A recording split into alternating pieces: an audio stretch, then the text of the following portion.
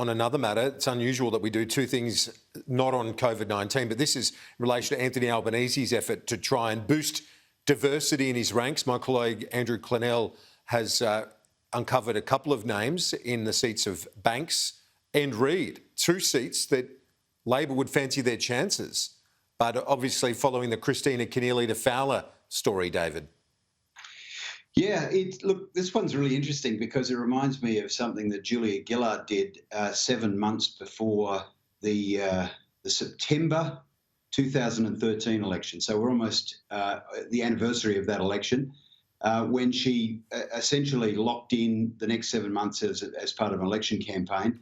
And that appears to me to be what Anthony Albanese has done today with the Labor Party.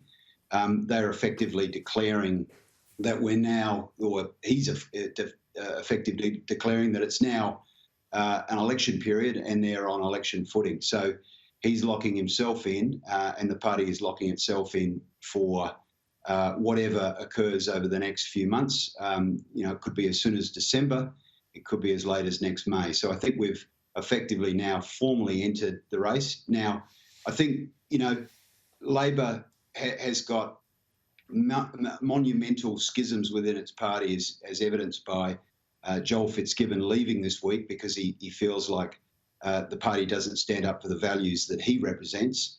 And it goes to this sort of, the Adam Bant this week saying that members of the Greens should be called the shadow ministry, where you've got this tension that's now going around installing candidates in various seats. But ultimately, the tectonic plates of the left and the right fighting for supremacy inside the party. So it is going to be a very, very interesting campaign, which is effectively being kicked off today by the leader. Ben, it is messy. There's no doubt about that.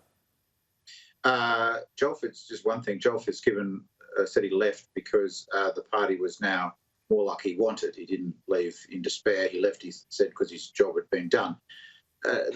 Notwithstanding that, it's been messy, but I think Albanese's done well to take control of it here. I think these pre-selection stoushes and jockeying happen inside all political parties. Maybe Labor's are more on public display from time to time, but I think they're getting their house in order, actually well ahead of when election is likely to be, regardless of when that is. He's clearing the decks, he's sorting it out. As Keneally said earlier, he's got on the front foot about it, and despite the messiness, I think it'll be fish and chip paper pretty soon, and certainly well before the election. David, some good news on the vaccine front, 80% first dose and climbing. A fantastic result in New South Wales, the state under enormous pressure. But the other good news is it looks like that curve is flattening, finally.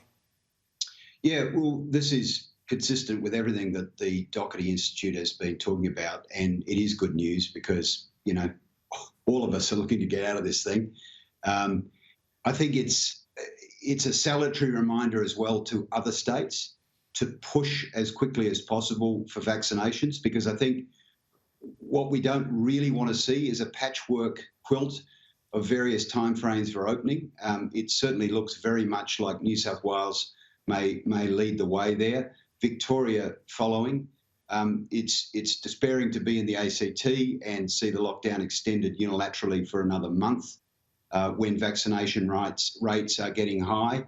And I suppose it exposes this debate that is going to start in the community and has already commenced, I suppose, with are we for flattening the curve or are we for full elimination? And to see things starting to open up in various jurisdictions, I suppose, indicates that there's leadership coming to opening up and getting back to normal once the hurdles that have been backed by scientific research are reached.